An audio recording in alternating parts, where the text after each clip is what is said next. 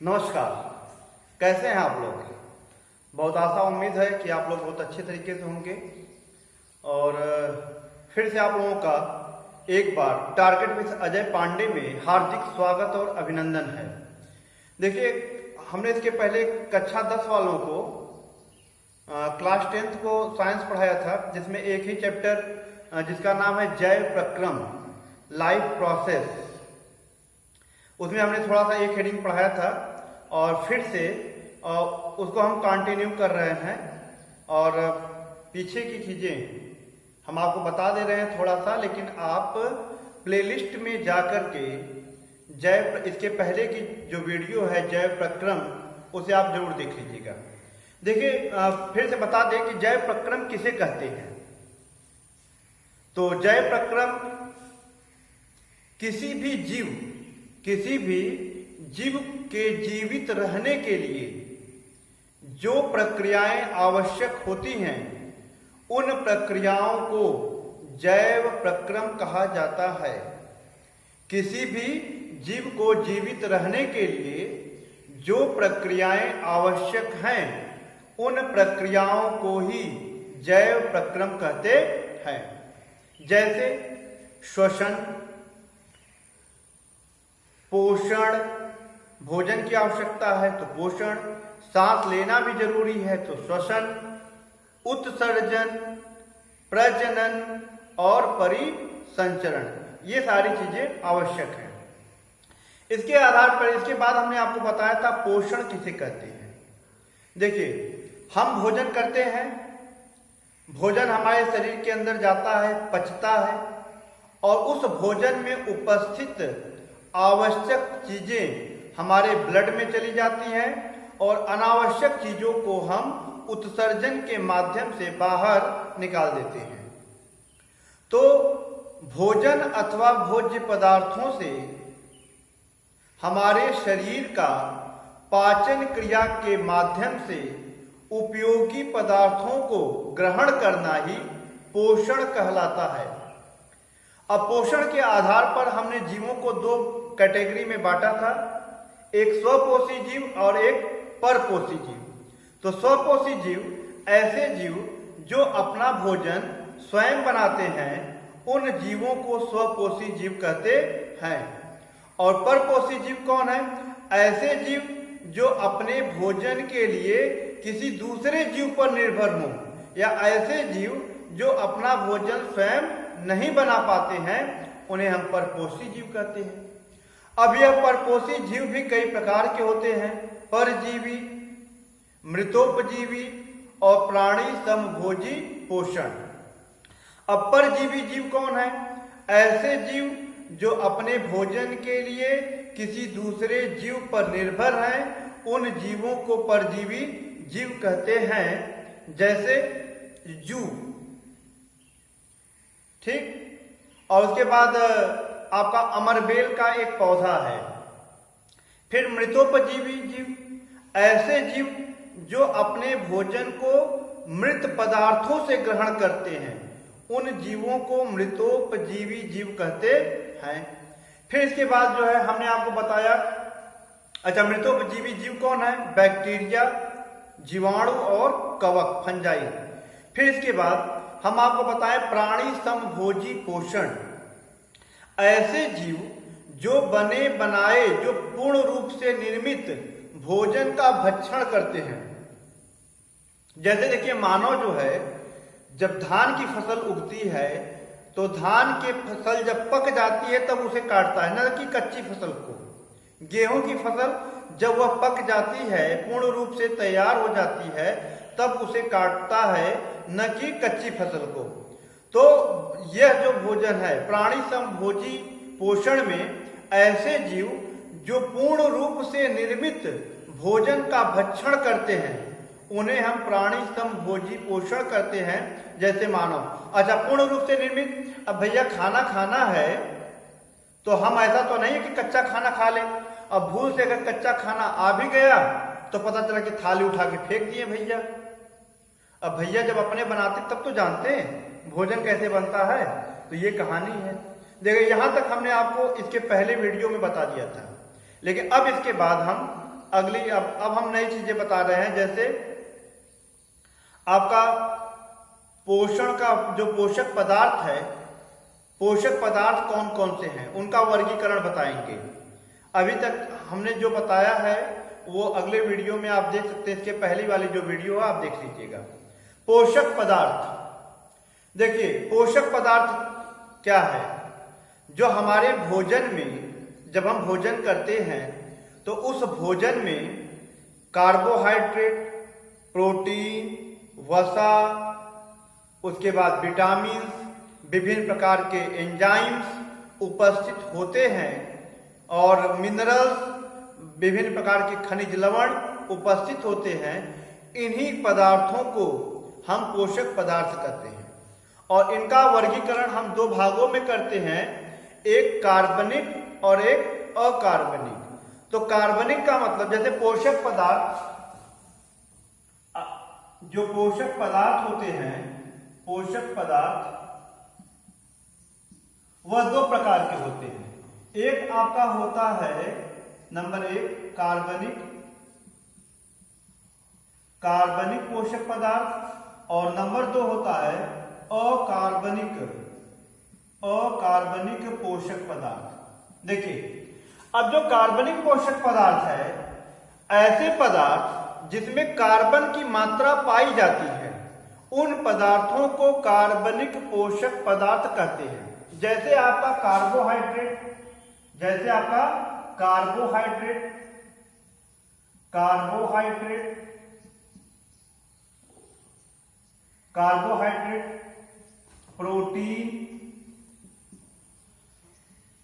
Protein, वसा और vitamin और अकार्बनिक पदार्थ में ऐसे पोषक पदार्थ जिनमें कार्बन की मात्रा उपस्थित न हो वह अकार्बनिक पदार्थ है। जैसे आपका हो गया खनिज लवण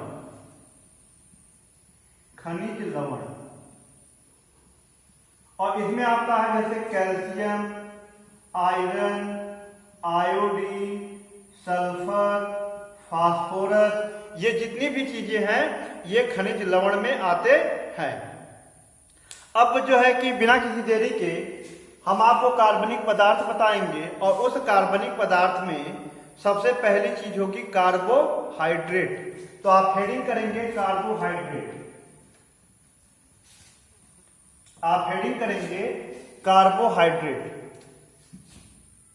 पहली हेडिंग होगी कार्बोहाइड्रेट।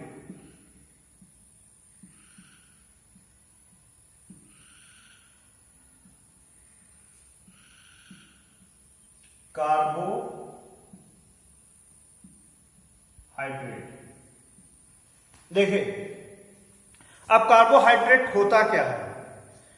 कार्बोहाइड्रेट क्या होता है, ऐसे कार्बनिक पदार्थ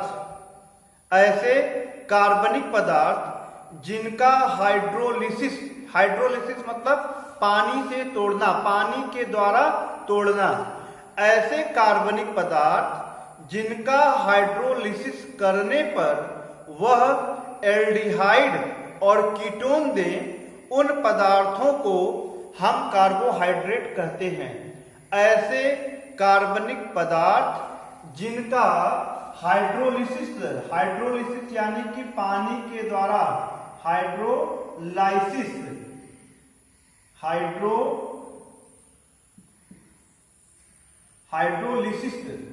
ऐसे कार्बनिक पदार्थ जिनका हाइड्रोलिसिस करने पर वह एल्डिहाइड और कीटोन दे, क्या दें, वह एल्डिहाइड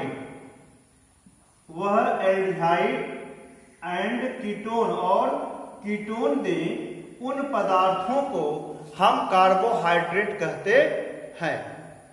और देखिए कार्बोहाइड्रेट मुख्य रूप से कार्बन, हाइड्रोजन और ऑक्सीजन से बने यौगिक होते हैं। जो कार्बोहाइड्रेट होता है वह मुख्य रूप से कार्बन, हाइड्रोजन और ऑक्सीजन से बने यौगिक होते हैं, जिनमें कार्बन, हाइड्रोजन और ऑक्सीजन का अनुपात 1:2:1 होता है।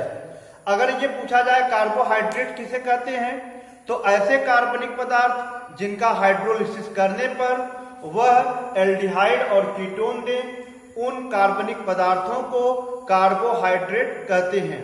कार्बोहाइड्रेट मुख्य रूप से कार्बन, हाइड्रोजन और ऑक्सीजन के बने यौगिक होते हैं, जिनमें कार्बन, हाइड्रोजन और ऑक्सीजन का अनुपात 1:2:1 होता है। ठीक है। अब देखिए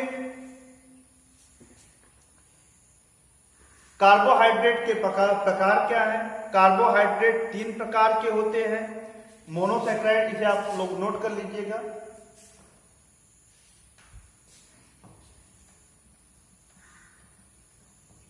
देखिए ये प्रश्न यहां पे पूछा जाता है कि कार्बोहाइड्रेट किसके यौगिक हैं, तो कार्बोहाइड्रेट कार्बन, हाइड्रोजन और ऑक्सीजन के यौगिक होते हैं और इनका अनुपात 1:2:1 होता है। ये सबसे इंपॉर्टेंट है।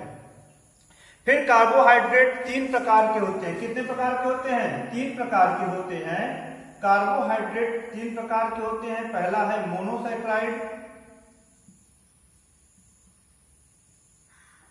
मोनोसैकराइड, नंबर 2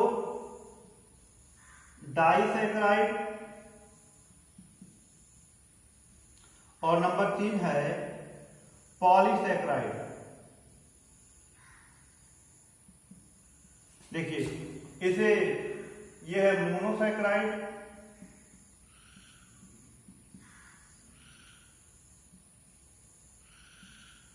यह है डाइसैकराइड और यह है पॉलीसैकराइड।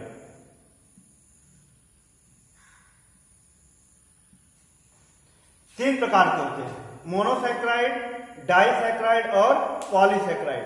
अब देखिए मोनोसैकराइड क्या है कि ऐसे कार्बोहाइड्रेट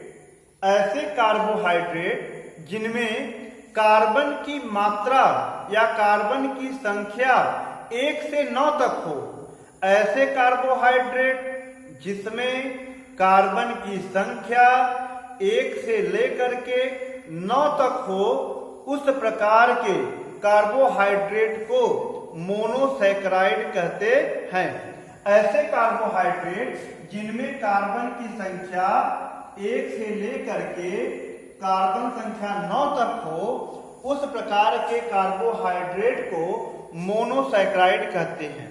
यह सबसे सरल प्रकार की शर्करा होती है। जो मोनोसैकराइड होती है यह सबसे सरल प्रकार की शर्करा होती है। आप चाहे तो लिख भी सकते हैं कि मोनोसैकराइड में कार्बन की संख्या 1 से लेकर के 9 तक होती है और यह सबसे सरल शर्करा होती है। जैसे इसमें आता है, अगर एग्जाम्पल की बात करें तो इसमें हो जाएगा ग्लूकोज, जैसे है ग्लूकोज,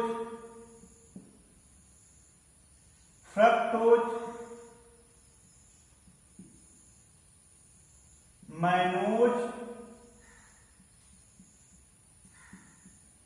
इत्यादि। ग्लूकोज, फ्रक्टोज, मैनोज इत्यादि। और डाइसैकराइड क्या है? यह आपका मोनोसैकराइड हो गया। डाइसैकराइड क्या है कि जब 2 या 2 से अधिक मोनोसैकराइड के अणु आपस में मिलते हैं, जब 2 या 2 से अधिक मोनोसैकराइड के अणु आपस में मिलते हैं तो डाई मतलब 2 सैकराइड, तो डाइसैकराइड का निर्माण करते हैं। जब 2 मोनोसैकराइड के अणु आपस में मिलते हैं तो यहां पे डाइसैकराइड का निर्माण करते हैं। और डाइसैकराइड कौन कौन से हैं? डाइसैकराइड में आपका आता है सुक्रोज, जो गुड़ होता है ना, गन्ना में सुक्रोज ज्यादा पाया जाता है। तो डाइसैकराइड में आपका हो जाएगा, इसलिए गन्ना आप लोग खाया करिए, आपका हो जाएगा सुक्रोज। डाइसैकराइड में क्या है? सुक्रोज। और माल्टोज और लैक्टोज। दूध में लैक्टोज पाया जाता है। दूध जो खूब गर्म करते हैं, गर्म करने के बाद दूध जो मीठा लगता है वह इसी दूध में उपस्थित लैक्टोज के कारण दूध मीठा लगता है। और ये क्या है, सुक्रोज, जो गन्ने के रस में सबसे ज्यादा सुक्रोज पाया जाता है। और ये ग्लूकोज जो है कि ग्लूकान-डी आप पीते ही हैं तो उसमें ग्लूकोज है। फलों में फ्रक्टोज पाया जाता है। और फिर उसके बाद आपका तीसरा है नंबर 3 पॉलीसैकेराइड। पॉलीसैकेराइड क्या है कि जब दो या दो से अधिक मोनोसैकेराइड आपस में मिलते हैं, जब कई सारे मोनोसैकेराइड अथवा दो से अधिक डाइसैकेराइड अथवा कई मोनोसैकेराइड आपस में मिलते हैं तो पॉलीसैकेराइड का निर्माण करते हैं। और पॉलीसैकेराइड में क्या आता है आपका स्टार्च को मंड कहते हैं, माड़। जो चावल बनाते हैं, चावल के ऊपर जो पानी निकलता है तो वही है माड़, स्टार्च। सेलुलोज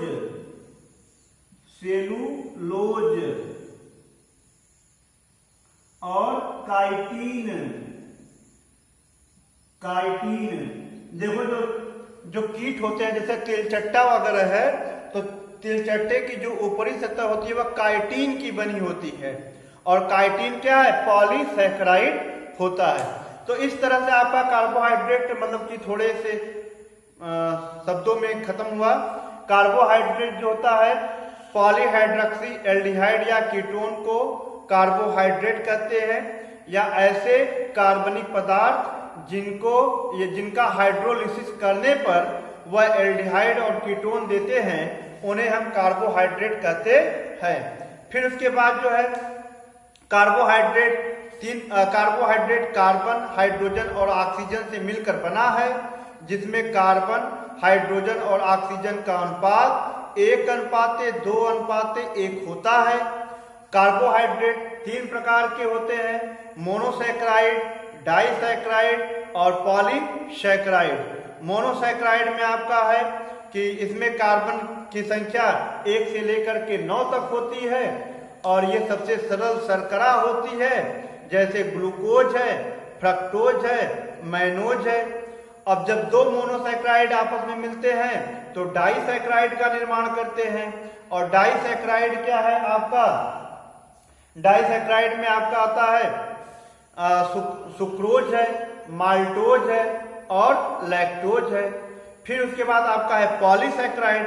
पॉलीसैकेराइड क्या है भैया कि पॉलीसैकेराइड में स्टार्च आपका जब कई सारे मोनोसैकेराइड के अणु मिले अथवा 2 या 2 से अधिक डाइसैकेराइड के अणु आपस में मिले तो पॉलीसैकेराइड का निर्माण करते हैं। और पॉलीसैकेराइड में स्टार्च है, सेलुलोज है और काइटिन है। अच्छा, ग्लूकोज का कार्बोहाइड्रेट के कार्य क्या है, या कार्बोहाइड्रेट के मुख्य स्रोत क्या है? तो कार्बोहाइड्रेट का मुख्य स्रोत है आलू, चावल। क्या है? आलू है, चावल है, गन्ना है आदि कार्बोहाइड्रेट के मुख्य स्रोत हैं।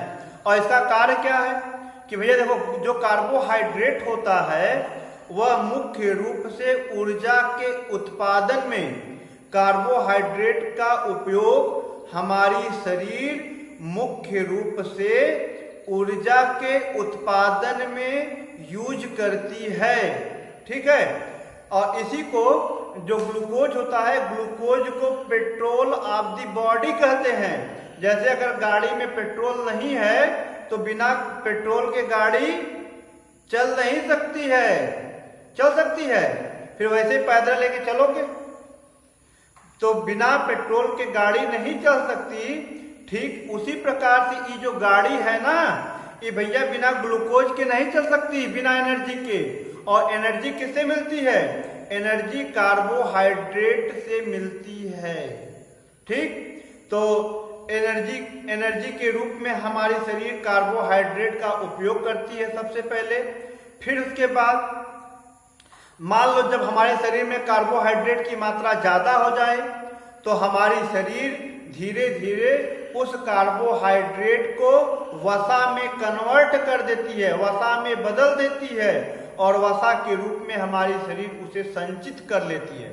और देखिए, जब हमारे शरीर में, हमारे ब्लड में ग्लूकोज की मात्रा ज्यादा हो जाती है तो हमारे शरीर के अंदर जो लीवर है वह लीवर ग्लूकोज को ग्लाइकोजन में कन्वर्ट करता है, बदल देता है और हमारे लीवर में 100 ग्राम ग्लाइकोजन इकट्ठा हो जाता है। और जब देखो, जब हमें भूख लगती है, बहुत तेज से पेट में चूहे दौड़ने लगते हैं, दौड़ ही रहे हैं बहुत तेजी से, हमारा मन भी दौड़ रहा है और हम भी चूहे की तरह दौड़ रहे हैं, तब उस परिस्थिति में, मतलब आप कहते हैं अरे माई ने माई बहुत भूख लग गई है, तो उस परिस्थिति में हमारा लीवर जो 100 ग्राम ग्लाइकोजन को इकट्ठा किए रहता है, उसी ग्लाइकोजन को तोड़ता है और तोड़ करके हमारे ब्लड में ग्लूकोज को भेज देता है। तो कहते हैं अब खाए का मन ना करता, जैसे ऐसा लग रहा है कि भूख मर गई है। अब उन्हें पगलेट्टा को क्या पता कि लीवर भोजन की व्यवस्था कर दिया है और हमारी भूख मर गई है। तो उस समय हमारे लीवर में जो ग्लूकोज ग्लाइकोजन के रूप में इकट्ठा रहता है, उसी ग्लाइकोजन को ग्लूकोज में कन्वर्ट करके हमारे शरीर में छोड़ दिया जाता है। ठीक, तो ये चीजें हैं। और ये डीएनए और आरएनए, जो डीएनए होता है, आरएनए होता है, उसको बनाने में भी कार्बोहाइड्रेट का बहुत बड़ा योगदान होता है। तो इस तरह से कार्बोहाइड्रेट हमने कक्षा 10 के लिए या कुछ कॉम्पिटिटिव जो इम्पोर्टेंट हैं उनके लिए आपको बता दिया। आपको कैसा लगा वीडियो आप जरूर कमेंट बॉक्स में कमेंट करके बताइएगा और अच्छा लगे तो लाइक करिएगा। ओके, धन्यवाद।